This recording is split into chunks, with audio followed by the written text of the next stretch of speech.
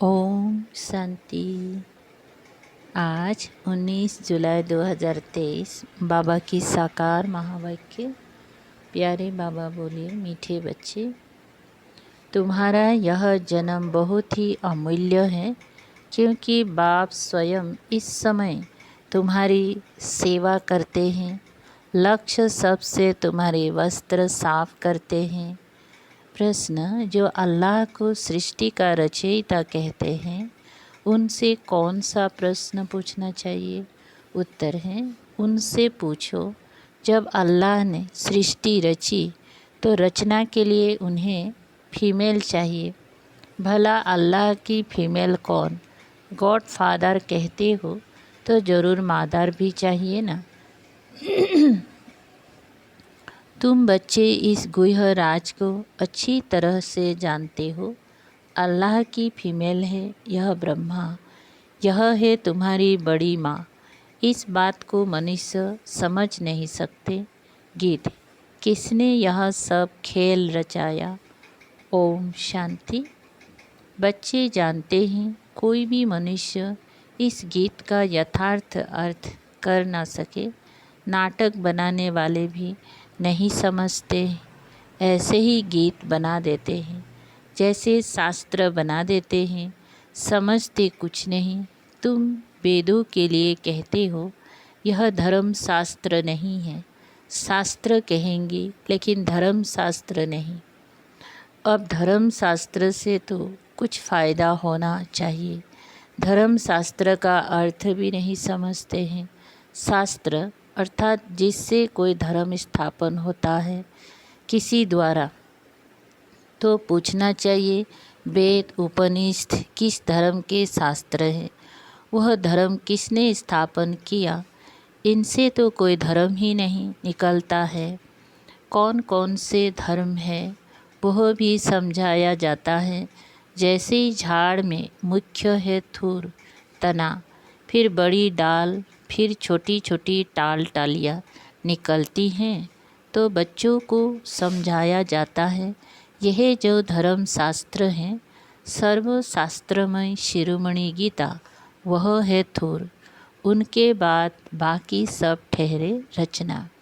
यह इस्लामी, बौद्धी, क्रिश्चियन आदि ये सब कल्प वृक्ष के टाल है।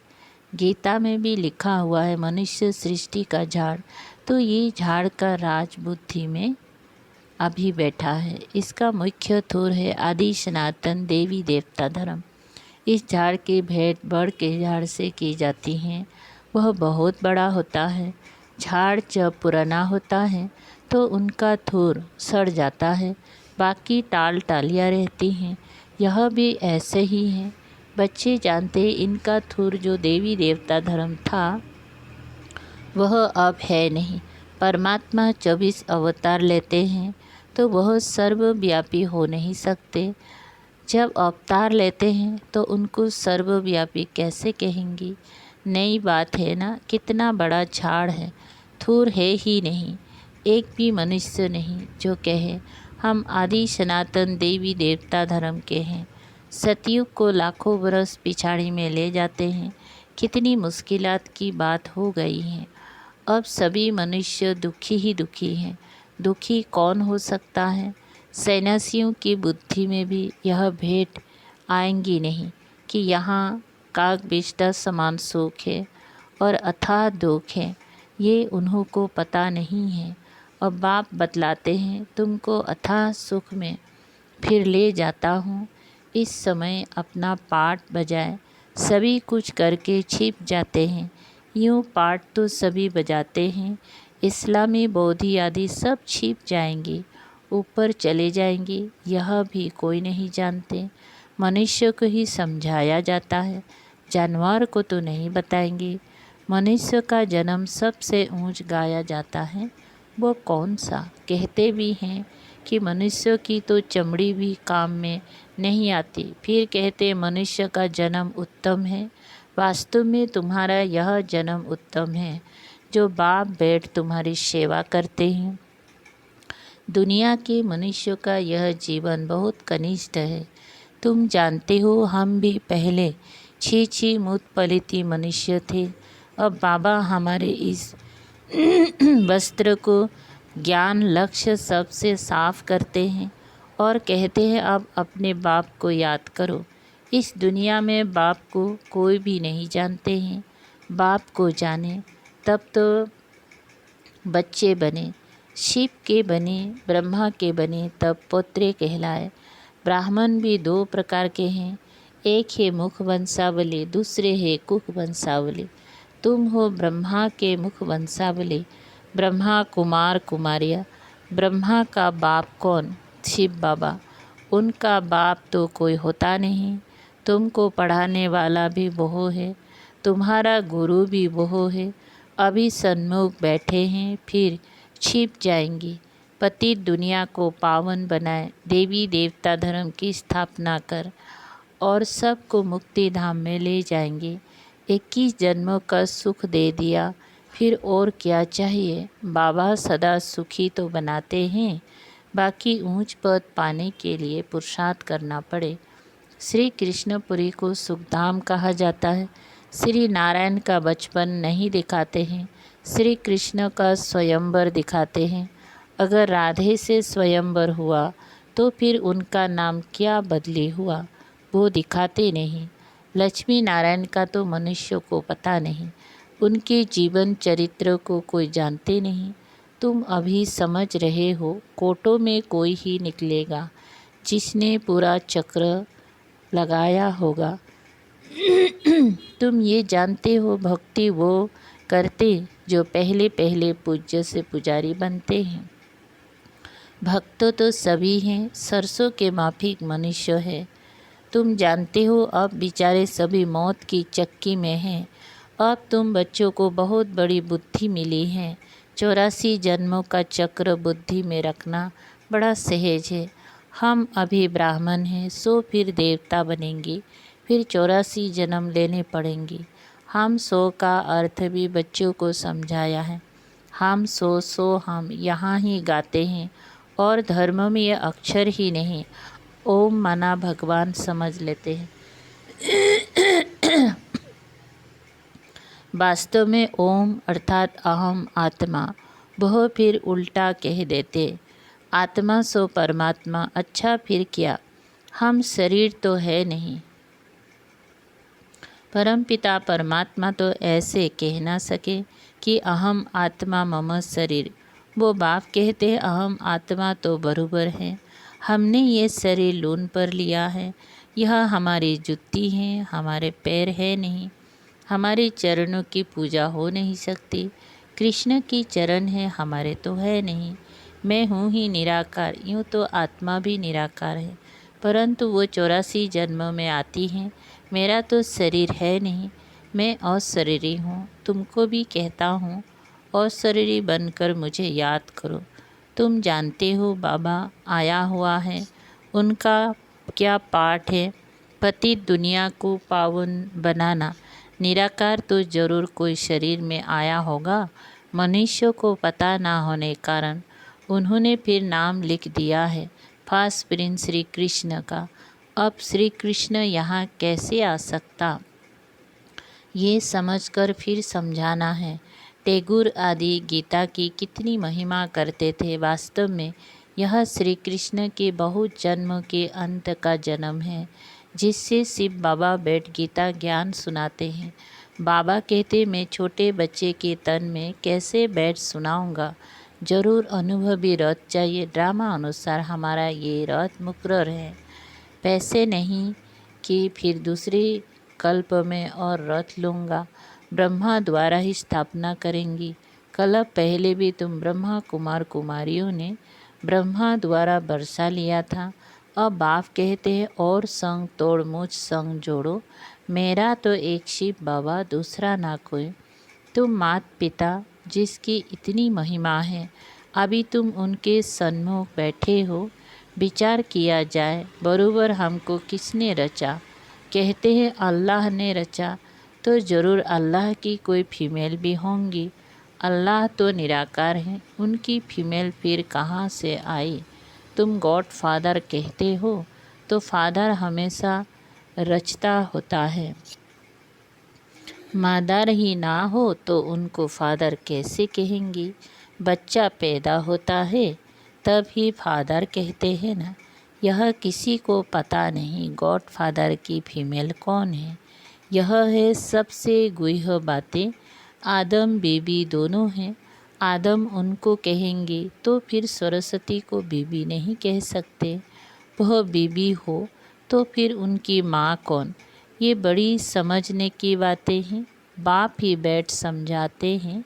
इस हिसाब से यह ब्रह्मा मेरी सजनी हुई। इसके मुख द्वारा रचता हूँ तुम बच्चों को। ब्रह्मा तन में प्रवेश करता हूँ उन्हों को संभालने लिए। फिर जगत अम्बा निमित्त बनी हुई है।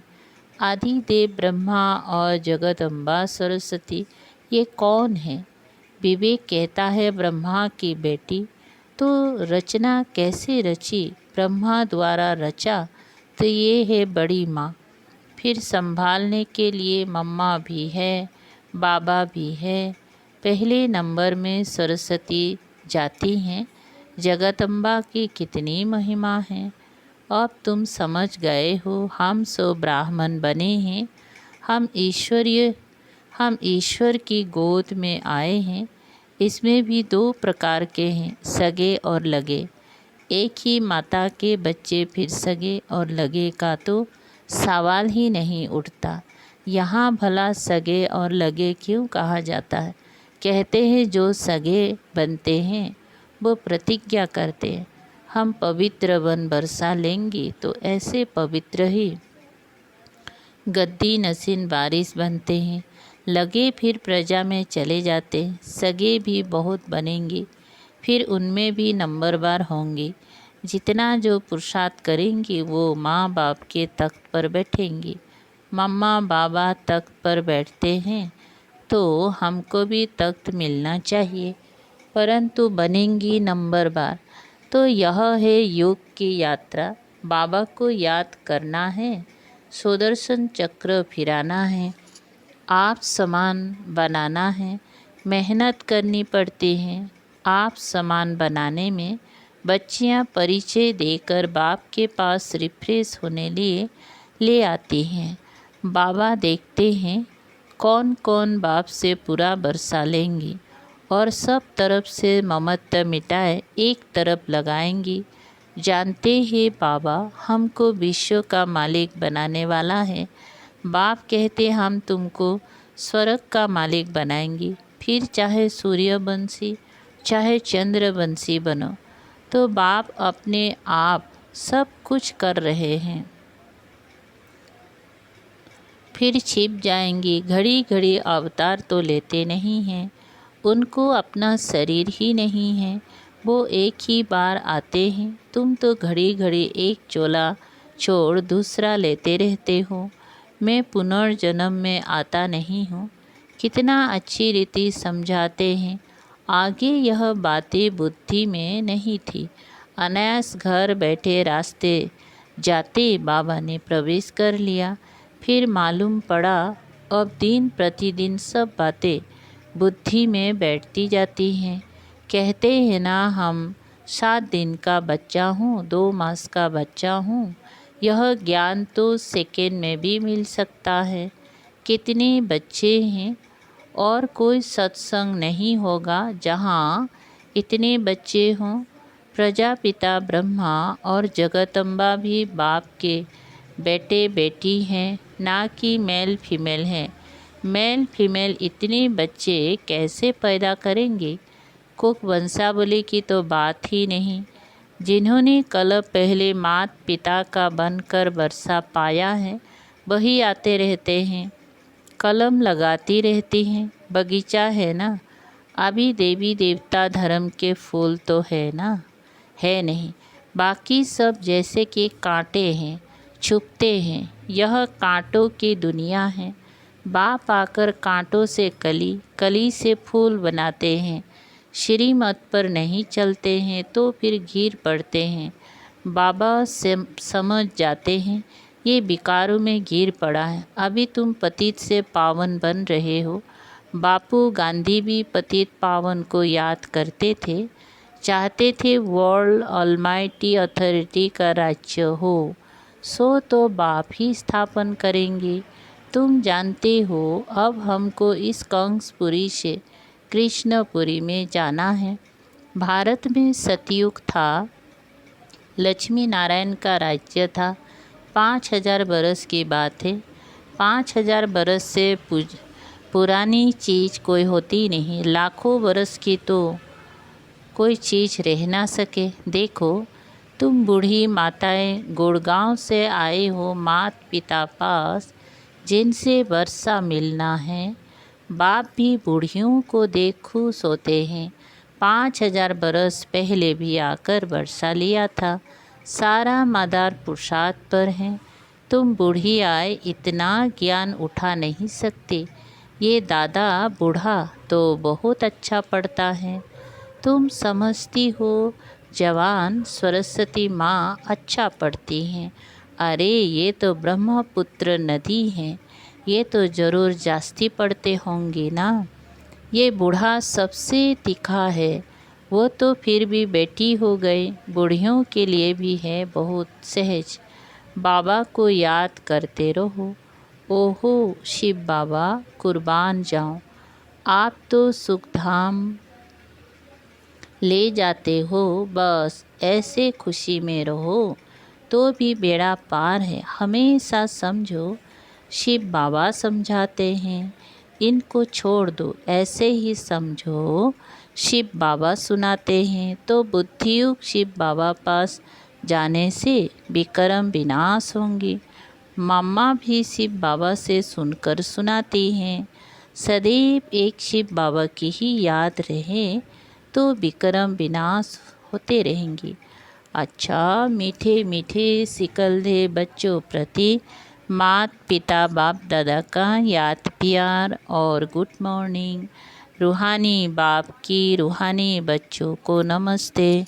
हम रूहानी बच्चों की रूहानी बाप दादा को याद प्यार गुड मॉर्निंग और नमस्ते नमस्ते। शुक्रिया बाबा।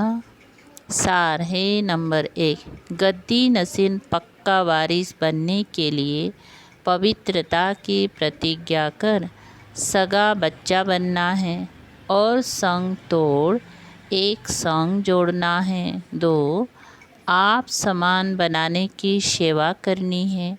कांटे से कली, कली से फूल बनना और बनाना है। नई झाड़ की कलम लगानी है। वरदान, कर्मों की गुह्य गति के ज्ञाता बन, धर्मराजपुरी की सजाओं से बचने वाले विक्रमाजीत भव। विस्तार है, सजाओं के अनुभव को ही धर्मराजपुरी कहते हैं। बाकी धर्मराजपुरी कोई अलग स्थान नहीं है। लास्ट में अपने किए हुए पाप यमदूत के डरावने रूप में सामने आते हैं। उस समय पश्चाताप और बैराग की घड़ी होती है। छोटे छोटे पाप भी भूत की तरह लगते हैं, पश्चाताप की त्राही त्राही होती हैं। इसलिए उन सजाओं की फीलिंग से बचने के लिए कर्म की गुह्य गति के ज्ञाता बन सदा श्रेष्ठ कर्म करो और विक्रमाजीत बनो। स्लोगन, जो तन मन धन से बाप पर पूरा बलिहार जाते हैं वही गले का हार बनते हैं। ओम शांति। शुक्रिया बाबा।